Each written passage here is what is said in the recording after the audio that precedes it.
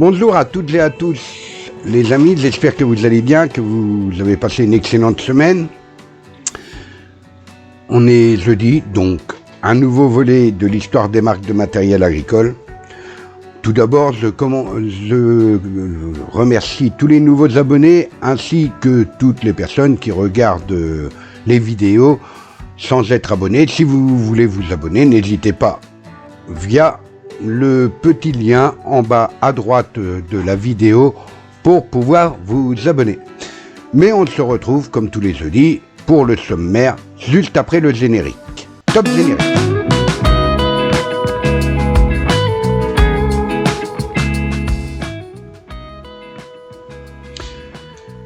Et oui les amis, j'espère que vous allez bien, que vous portez à merveille.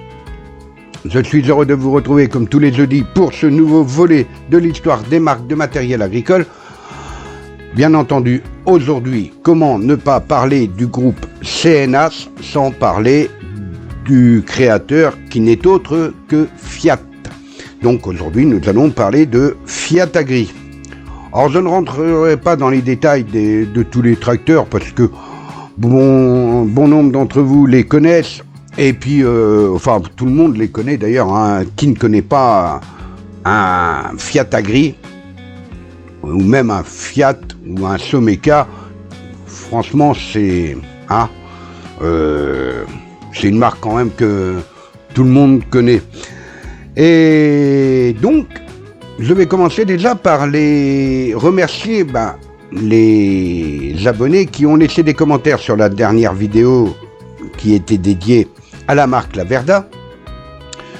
On commence bien entendu par le commentaire de Joël qui me dit que la Someca M120 c'est un monument solide, fiable, en avance sur son époque, agréable, belle et esthétique. Oui, c'est vrai que la M120, Someca qui n'est autre qu'une Laverda M120, c'est vrai que c'était des belles machines pour l'époque, et puis encore à l'heure actuelle, les machines qui tournent font un excellent travail. Bon, évidemment, on ne peut pas comparer les machines actuelles et les machines de l'époque. Le débit de chantier n'est pas le même, bien entendu. Mais la qualité est nettement supérieure, je trouve. Mais bon, ça c'est mon opinion.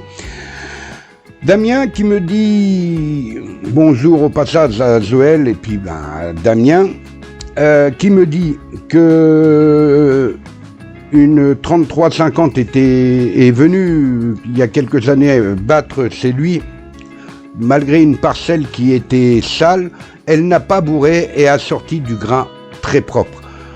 Oui, parce que encore une fois ces machines là, Damien, tu le sais aussi bien que moi, vu que tu es du domaine agricole, ces machines-là, on les réglait manuellement. Donc, on pouvait atteindre une qualité de grain, de propreté de grain nettement supérieure. Franchement, mais bon, voilà. Merci Damien encore pour ton commentaire. Bonjour aussi à Alélie Arnaud qui me dit que là où il travaille, il y a une Laverda MCS 2050 avec une coupe de 5,50 m. Bonjour à Olivier Courcet qui me dit que la L625 de l'agriculteur qu'il connaissait était rouge et jaune. Sinon, c'est une des bonnes machines, ce qui est rare aujourd'hui. En tout cas, superbe vidéo et bonne soirée à vous. Merci Olivier. J'ai répondu déjà aux commentaires, mais bon, voilà. Camille Charuel qui me dit bonjour, bonne analyse sur les investissements devrait être diffusée en cours d'économie. Alors, je ne sais pas si, bien entendu, je pense que, vu les économistes, mon commentaire ne leur plairait pas spécialement, mais on en parlera lors d'une vidéo que je ferai certainement dans le courant de la semaine prochaine. Et aussi bonjour à Yves 1672 qui me dit qu'il travaille toujours avec une 3550 AL, très bonne machine, fiables et pas chères d'entretien. Effectivement, c'est des machines où on peut encore faire de la mécanique dessus sans trop avoir à se soucier de savoir si il y a un code panne qu'on peut enlever ou qu'on ne peut pas enlever sans faire appel au concessionnaire. C'était des moissonneuses, batteuses où on pouvait à 80 voire 85% des pannes se débrouiller soi-même, ce qui n'est plus trop le cas à l'heure actuelle. Enfin, toujours est-il, merci à vous pour vos commentaires. Et donc, nous allons nous intéresser maintenant à l'histoire de Fiat Agri. Alors bon, je joins des vidéos pour agrémenter l'histoire. Bien entendu, quand il y a des vidéos qui vont être de Eston, parce que toutes ces marques-là font partie maintenant font partie de l'histoire de Fiat Agri et aussi de CNH. Donc voilà. Alors, on peut dire que l'histoire de Fiat Agri a commencé, on va dire, Fiat Tractory exactement. C'est une société qui a été créée à partir du groupe Fiat et qui a été créée le 11 juillet 1899 à Turin par Giovanni Agnelli. Fiat Tractory était un spécialiste du matériel agricole et un grand constructeur de tracteurs. Après le rachat de l'américain Eston, leader dans le secteur de la fenaison, et du français Brault, leader dans le secteur principalement de la machine à vendanger, sans parler des moissonneuses batteuses, parce que Fiat New Holland ont gardé que les machines à vendanger. Mais toujours est-il que Fiat Tractory est donc renommé Fiat Agri SPA après le rachat de Ford New Holland. Fiat Agri se transforme en CNH Global dont Fiat est le propriétaire. Pour l'histoire de la division Fiat Tractory, tout commence en 1919 lorsque Fiat lance son premier tracteur agricole, le Fiat 702, qui disposait d'un moteur de 30 chevaux.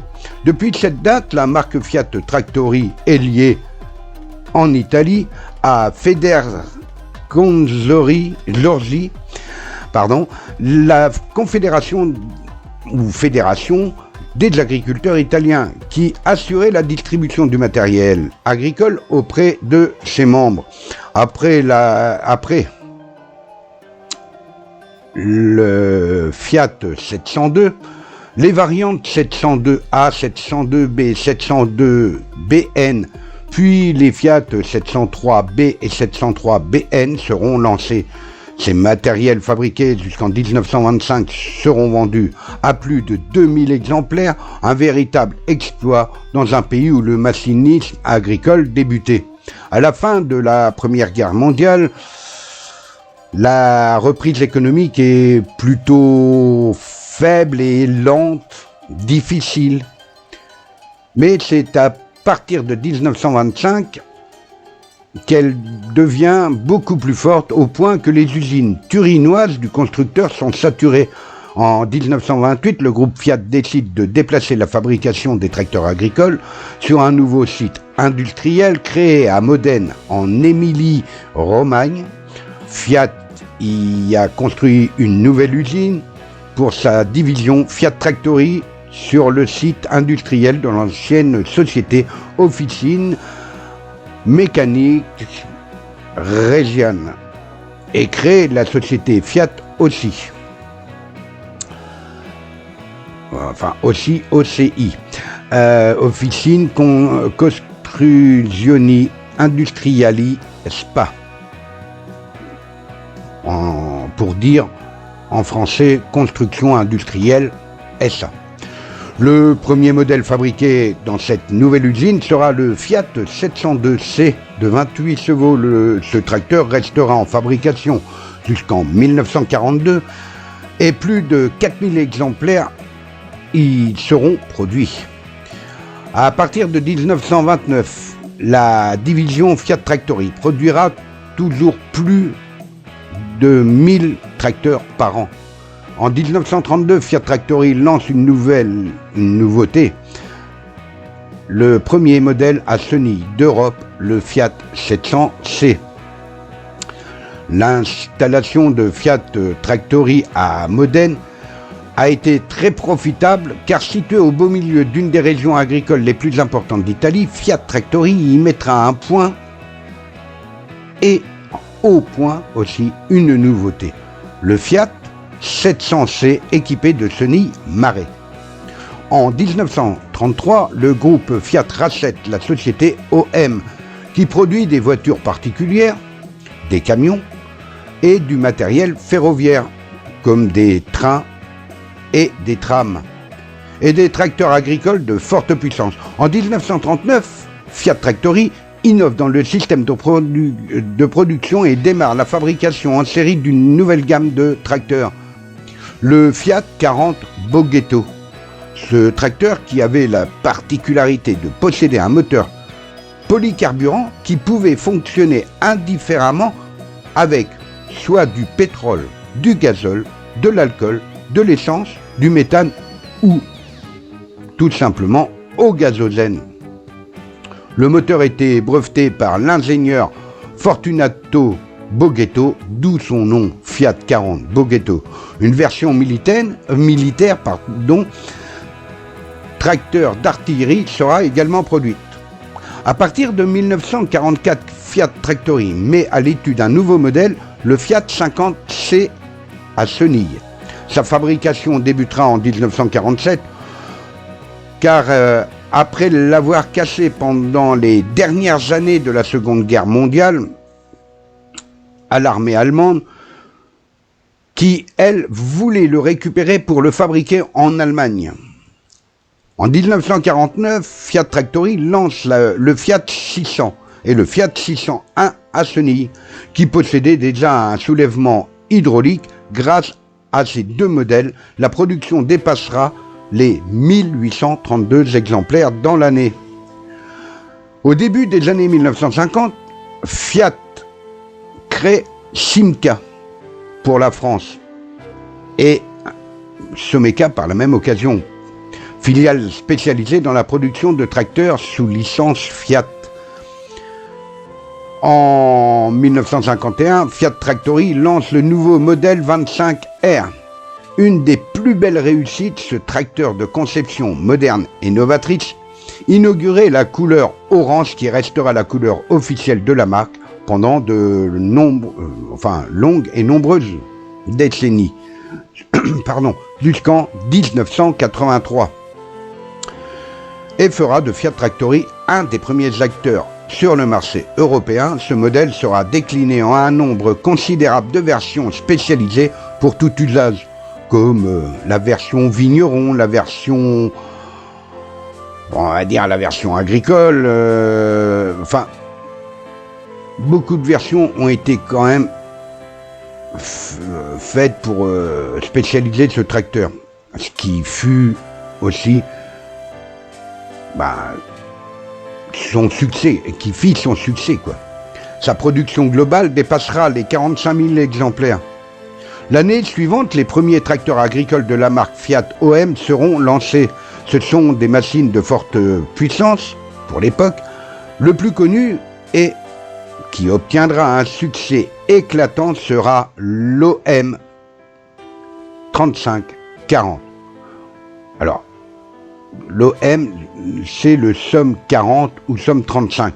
Des tracteurs qui, même encore à l'heure actuelle, pour ceux qui tournent encore, c'était des bulles, ils avaient une puissance de traction et franchement, c'était des tracteurs d'hommes, on va dire ça, des tracteurs d'hommes. Ouais, effectivement, il n'y avait pas de direction assistée, donc oui, il fallait avoir des bras quand même. Mais bon, toujours est-il que pour l'époque, c'était des tracteurs phénoménaux. Et c'est en 1954 que Fiat Tractori lance le modèle qui sera le plus vendu des années 50, le Fiat 18, dit la Piccola. En 1956, Fiat Tractori remplace la gamme Fiat 50 par la gamme Fiat 60. Avec ces nouveaux modèles, Fiat Tractori devient le premier constructeur au monde de tracteurs à chenilles et conserve ce titre encore de nos jours, distançant largement ses challengers. En 1957, la production des tracteurs agricoles de la division Fiat Tractori dépasse les 100 000 unités. En 1958, lancement du Fiat 411, qui fera de Fiat Tractori le premier constructeur en Europe. Les tracteurs agricoles Fiat Tractori sont fabriqués et commercialisés sous la marque Fiat, Fiat OM et donc Fiat Someca en France, UTB en Roumanie, Turk Tractor en Turquie, Torvana en ex-Yougoslavie, Fiat Concorde en Argentine et, bien entendu, comme je vous l'avais dit dans le volet Someca, Kubota au Japon. Alors Kubota maintenant peuvent dire oui, nous, on est, voilà, on va bouffer toutes les marques, enfin, les écouter, ils voudraient tout bouffer. Bon, n'oublions pas que Kubota, s'ils ont eu des tracteurs, c'est aussi grâce à Fiat, donc à CNH, en quelque sorte. Bon, enfin, toujours est-il, c'est pas du racisme, hein, c'est juste une constatation. En 1974, la division de matériel de travaux publics Fiat MM devient l'actionnaire majoritaire de l'américain Alice Almer et crée Fiat Alice. Moi, effectivement, je me rappelle étant gamin avoir vu la première pelleteuse, grosse pelleteuse. Ils étaient en train d'élargir des petites routes de campagne, quoi, quelque part, pour qu'on puisse passer avec le matériel qui devenait de plus en plus gros et pouvoir aussi se garer en voiture lorsqu'on croisait un tracteur ou une moissonneuse. Et donc j'ai vu là, elle était toute neuve, elle devait avoir une vingtaine d'heures cette machine, c'est une Fiat Alice.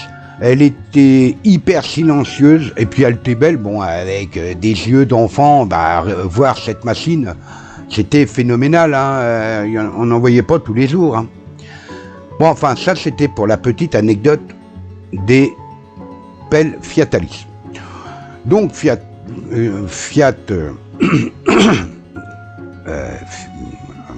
via le groupe Alice Almer, crée Fiat Alice pour produire une gamme unique de matériel de sentier au Brésil, aux États-Unis et en Italie, des tractopelles aux États-Unis et au Royaume-Uni, des pelles mécaniques en Italie et au Brésil, des niveleuses et des bulldozers aux États-Unis.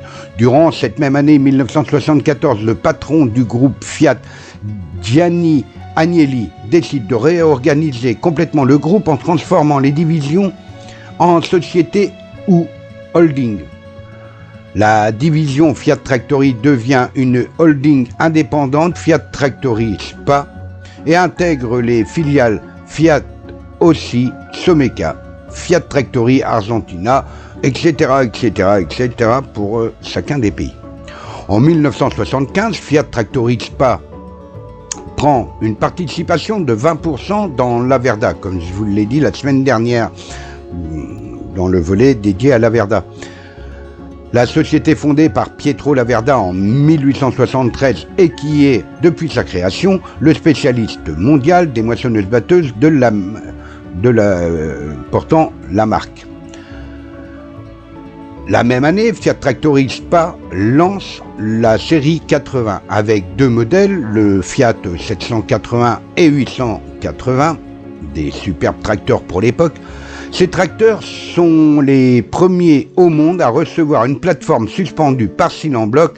La gamme sera complétée par la suite par le 580 et le 680 avec une cabine dont le désigne est inclus dans le tracteur et qui est créé par le maître Pininfarina.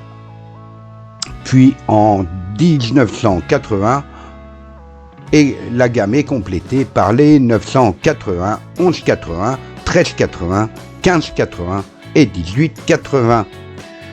En 1977, Fiat Tractori SPA rachète la société italienne Geppi le constructeur Agri-Full, spécialiste des tracteurs de petite taille. En 1979 et 1983, Fiat Tractory lance de nouveaux modèles de tracteurs agricoles de forte puissance à partir de sa base américaine. En effet, la société Versatile. C'est ainsi que naîtront les Fiat Versatile 230, 280, 330 et 350 chevaux, commercialisés sous la marque Fiat Tractory en Europe et Versatile aux États-Unis, Mexique et Australie. En 1980, la production globale de Fiat Tractory dépasse les 1 500 000 exemplaires. En 1981, Fiat Tractory rachète la totalité de Laverda, qui concentre toute sa fabrication de moissonneuses-batteuses du groupe Fiat. En 1982, Fiat Tractory lance sa nouvelle série 66, comprenant des modèles de 50 à 78 chevaux surnommés les journaliers, car ils peuvent accomplir n'importe quelle tâche quotidienne vu leur extrême polyvalence.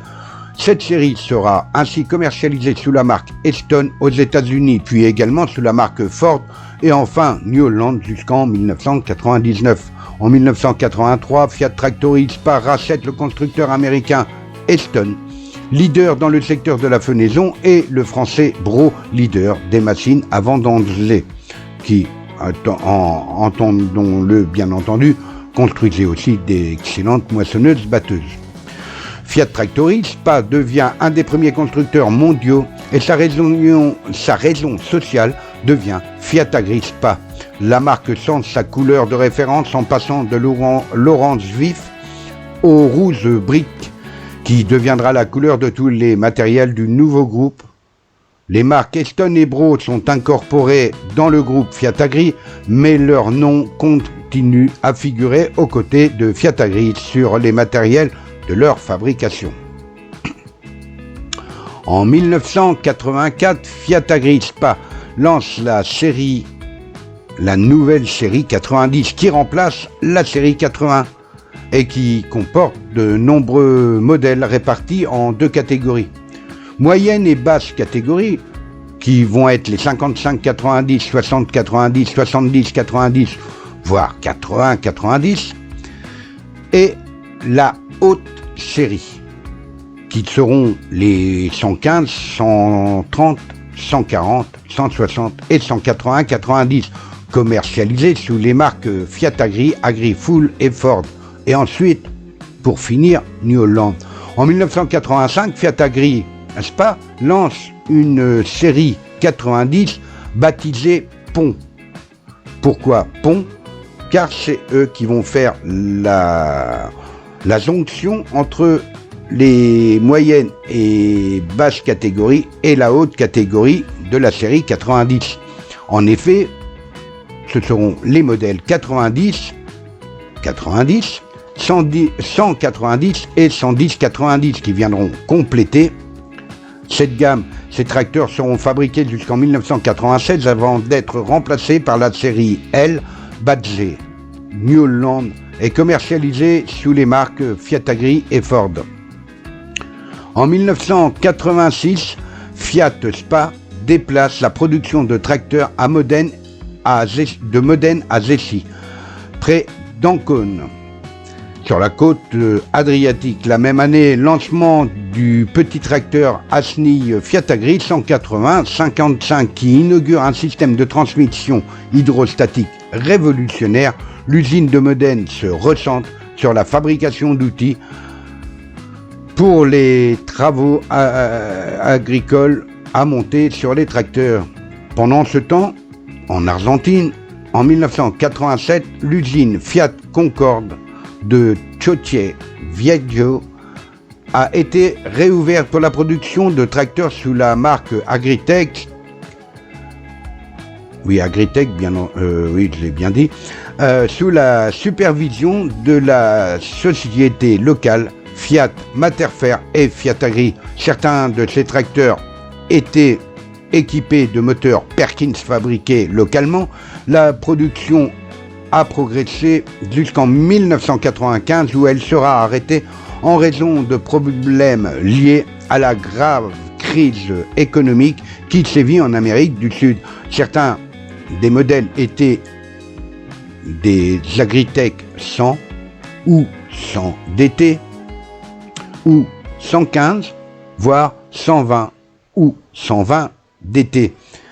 Pour souligner, c'était le prototype du liant de coton 2000F fabriqué sur la base d'un tracteur Agritech. En 1990, entre 1990 et 1991, la première série Winner composée de 4 modèles, c'est-à-dire le F100 avec ses 2 marches arrière, le F110, le F120 et le F130 turbo. Bon, pour moi, les Winners n'étaient pas les meilleurs Fiat, que Fiat Agri ait pu fabriquer. Mais bon, ça c'est mon idée. Si vous êtes d'accord, vous pouvez toujours poster vos commentaires aussi. Et donc, cette série est lancée. En 1993, la seconde série sera lancée, comportant les F100, F115 et 2 modèles turbo, le F130 et le F140.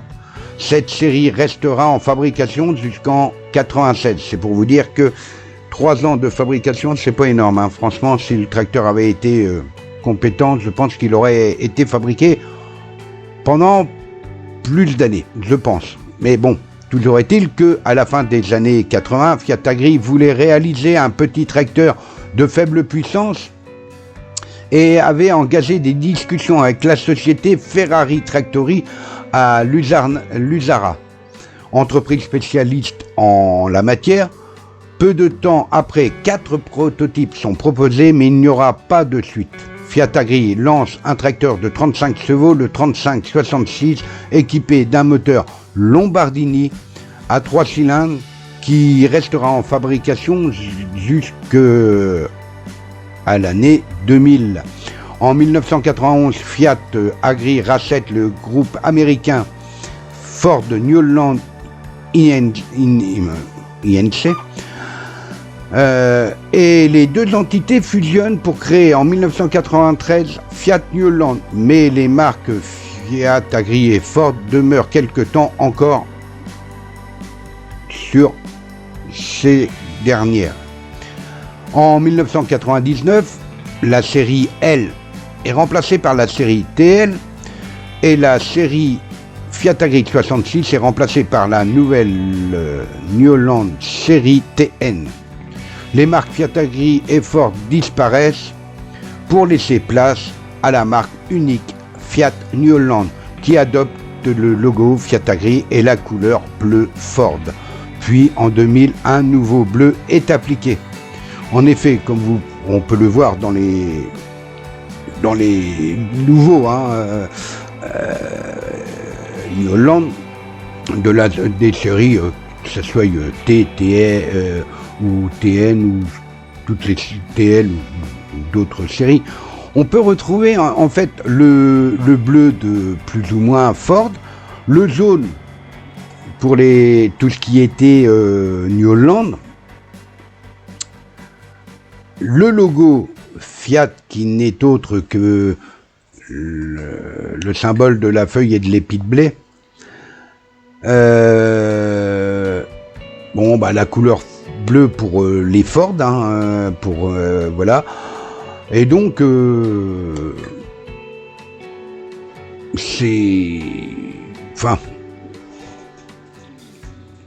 voilà, c'est mon petit clin d'œil. D'ailleurs, je vais vous en reparler tout de suite.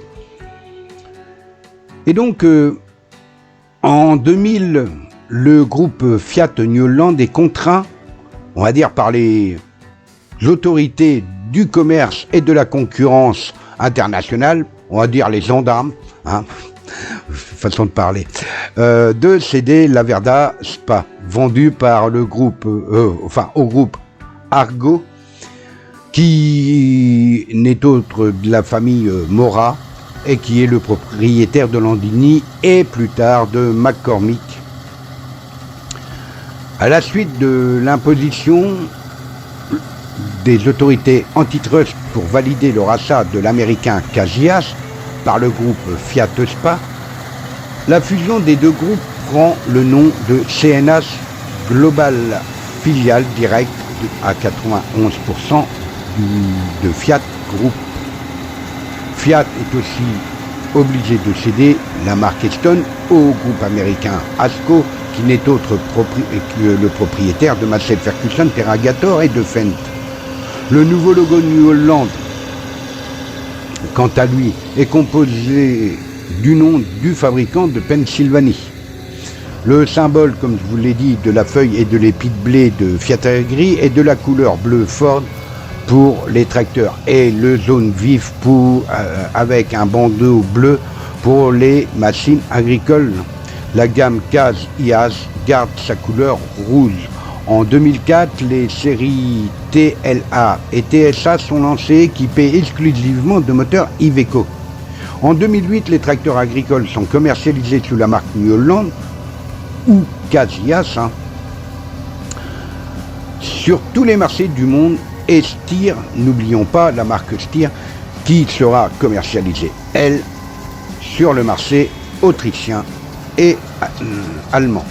En 2014, New Holland lance la nouvelle gamme de moissonneuses-batteuses CR, qui est équipée d'un moteur Iveco Cursor 16 tiers 4B de FPT Industrial et de la technologie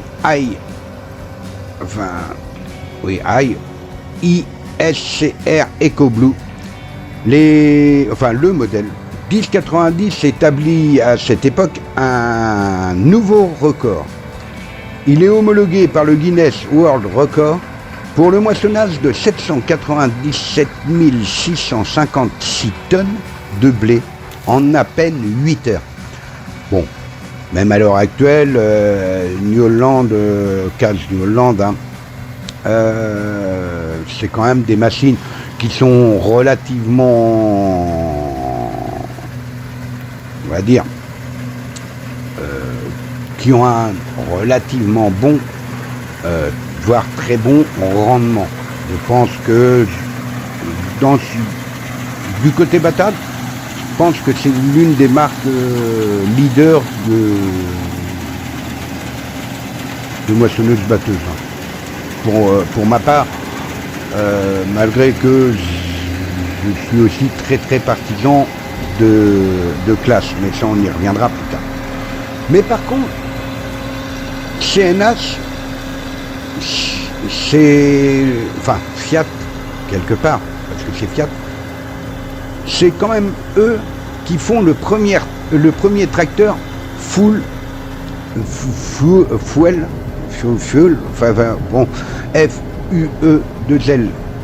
FUE2L-cell au monde.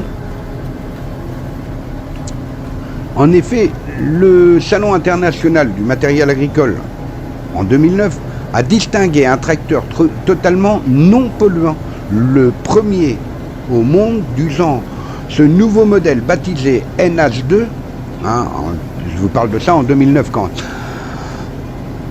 par son fabricant, qui n'est autre que Fiat New Holland, il ne consomme pas du tout de gazole et ne pollue pas puisqu'il fonctionne à l'hydrogène. En fait, il ne rejette dans l'air que de la vapeur d'eau. Le système, c'est un système de pile à combustible qui transforme l'hydrogène en électricité qui alimente deux moteurs électriques. Ce tracteur ne produit aucune émission, seule une faible quantité d'eau, sous forme de vapeur bien entendu. Et donc, cette vapeur est produite par les piles par les piles qui sont à combustible bien entendu.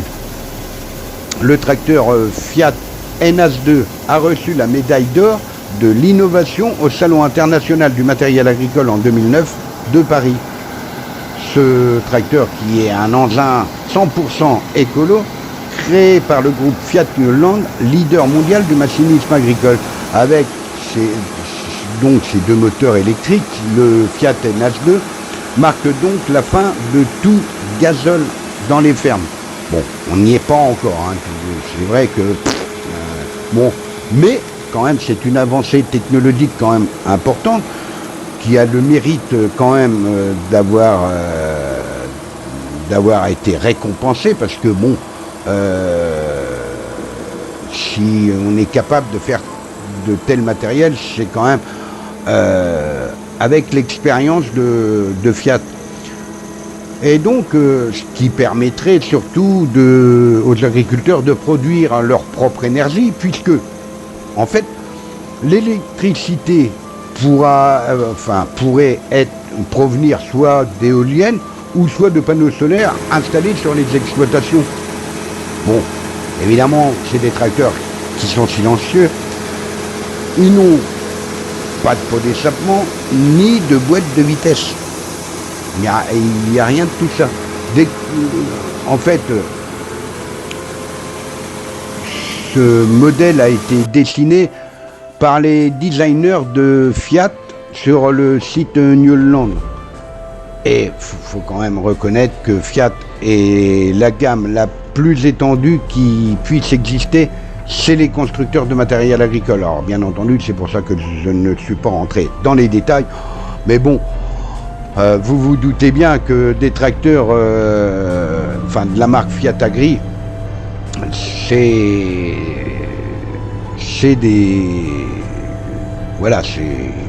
autre chose, quoi, hein. On arrive, moi personnellement, quand j'ai acheté le premier Fiat, c'était un 140-90.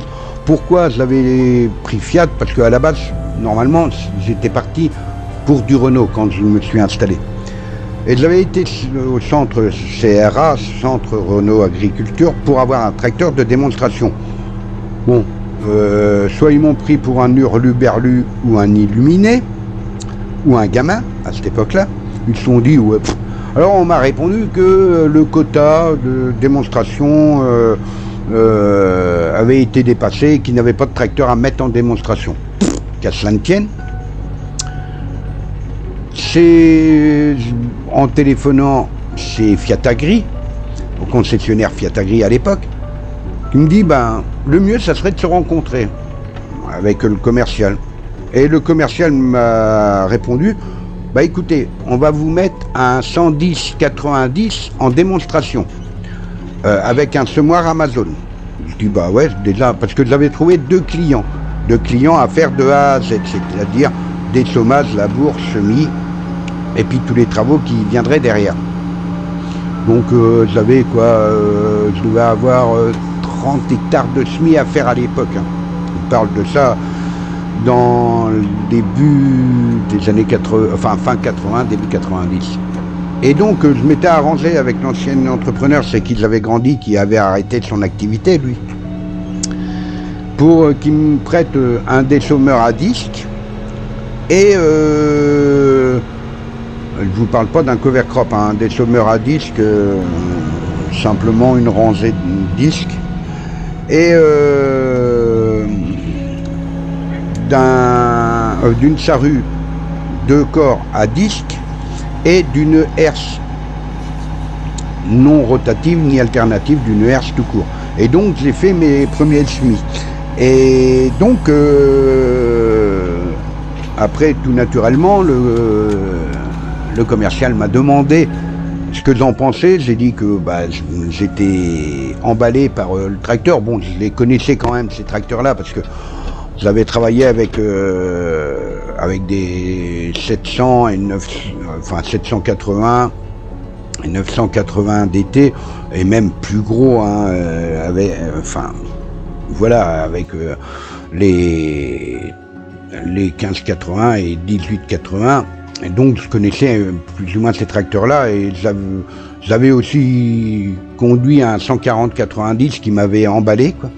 Et donc, tout naturellement, j'ai acheté mon premier 140-90 avec la presse 4008 Eston et aussi la 3750 dont je vous ai parlé la semaine dernière, qui était une machine de démonstration, et première ensileuse, la 7725, qui avait fait ses premiers hectares cette même année.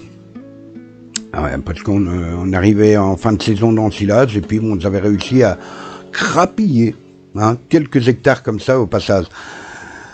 Et donc voilà, bon, après le 140-90 fut changé par le 160 et le 180-90. Mais bon, ça c'est une autre histoire, on y reviendra plus tard. Enfin, toujours est-il, c'est pour vous dire que, bon, après, bien entendu, il y a eu le Z140, il y a eu le F140, mais alors, on n'en parle pas, on va éviter de parler de ce tracteur, je risquerais de me froisser. Ah, adieu. Bon, allez, trêve de plaisanterie. Donc, voilà, j'ai essayé d'agrémenter avec quelques vidéos l'histoire de Fiat, qui est une belle histoire quand même, parce que elle a bercé ma jeunesse, la jeunesse de beaucoup d'entre nous, d'ailleurs.